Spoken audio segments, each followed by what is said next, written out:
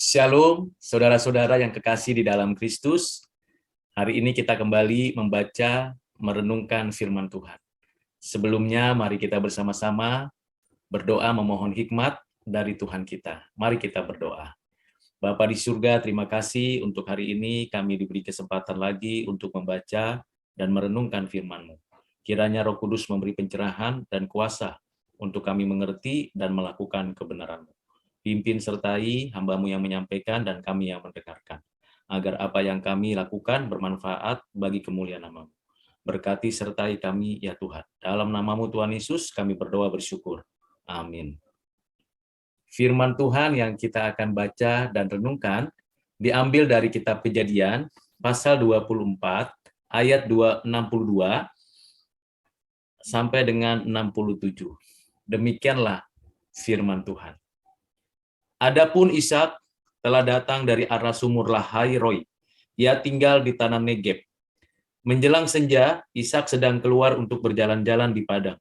Ia melayangkan pandangnya, maka dilihatnya lah ada unta-unta datang. Ribka juga melayangkan pandangnya, dan ketika dilihatnya Ishak, turunlah ia dari untanya. Katanya kepada hamba itu, siapakah laki-laki itu yang berjalan di padang ke arah kita? Jawab hamba itu, dialah tuanku itu. Lalu Ribka mengambil telekungnya dan bertelekunglah ia. Kemudian hamba itu menceritakan kepada Ishak segala yang dilakukannya. Lalu Ishak membawa Ribka ke dalam kemah Sarah ibunya dan mengambil dia menjadi istrinya. Ishak mencintainya dan demikian ia dihiburkan setelah ibunya meninggal. Demikian jauh pembacaan firman Tuhan pada hari ini.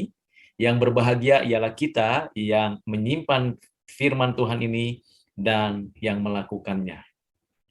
Bapak, Ibu, dan Saudara yang kekasih di dalam Kristus, kisah Ribka dan Ishak sungguh sangat romantis. Kisah di mana Ribka dengan sadar mengerti tanggung jawabnya dan memahami bahwa keputusannya meninggalkan orang tuanya untuk hidup bersama dengan Ishak yang telah diharapkan sebagai istri oleh Abraham.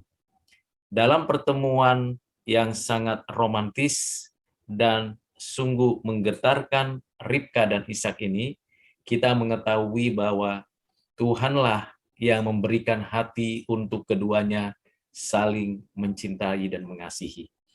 Tidak ada cinta dan kasih datang dari diri seseorang kepada orang lain kalau bukan Tuhan yang mengaruniakannya. Terlebih lagi kalau itu berkaitan dengan pasangan yang akan menjadi pasangan seumur hidup.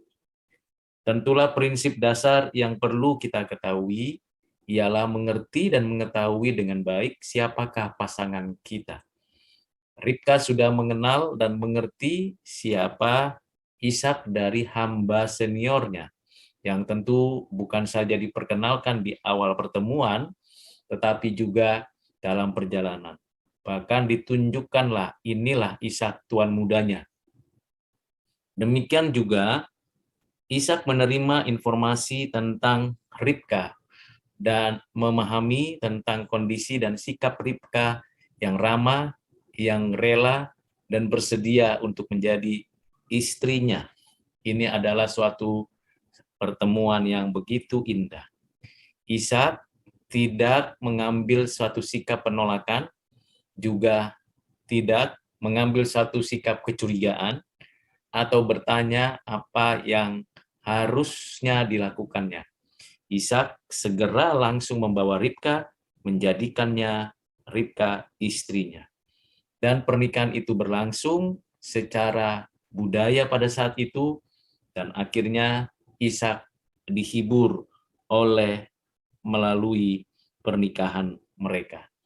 Karena Ishak begitu sedih, begitu mengalami suatu kepedihan karena ibunya telah meninggal dunia. Ibu yang dikasihinya, yang menemaninya bertumbuh sampai ia boleh beranjak remaja dan pemuda. Namun saat Ishak ingin mendapatkan pasangan hidup, ibunya sudah tiada di sisinya.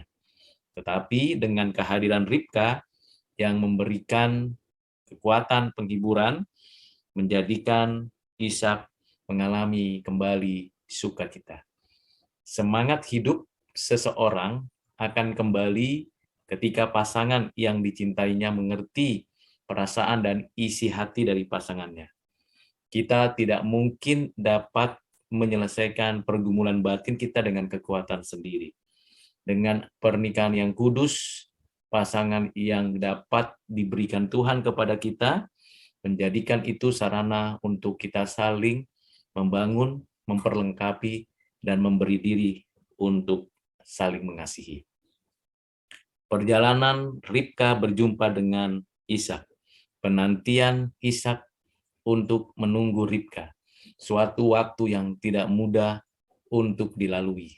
Tetapi waktu itu akan tiba. Penantian itu akan berakhir dan perjumpaan itu melahirkan kebahagiaan.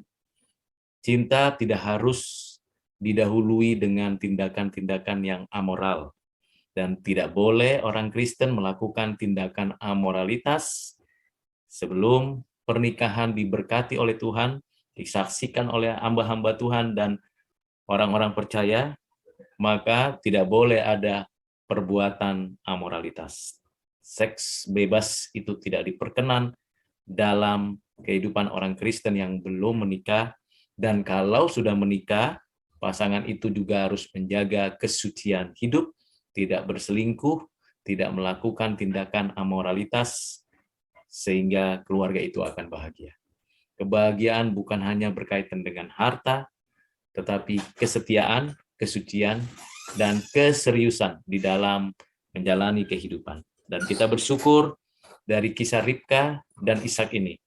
Kita belajar bagaimana Ishak mengambil satu sikap dan tindakan yang memberikan kepada kita pengertian bahwa penantian akan ada akhirnya, bahwa apa yang diharapkan akan memiliki kenyataan, dan kita yakin Tuhan menyertai dan memberkati. Apapun yang menjadi pergumulan atau harapan kita, pasti ada akhirnya.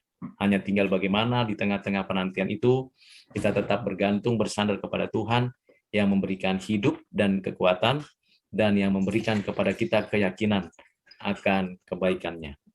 Sebelum kita mengakhiri daripada renungan ini, marilah kita memeriksa diri kita, apakah kita sudah hidup di dalam kasih-Nya dan menjalankan kehidupan dengan sungguh-sungguh di dalam pengaturan Tuhan. Marilah kita berdoa. Bapa di surga, terima kasih untuk hari ini kami sudah mendengar firman-Mu. Renungan hari ini menolong kami mengerti bahwa penantian akan ada akhirnya, bahwa Tuhan akan menyatakan kehendak-Nya, dan kami mendapatkan jalan yang terbaik yang disediakan Tuhan. Terima kasih Bapa, inilah doa kami yang kami sampaikan hanya di dalam nama Tuhan Yesus. Amin.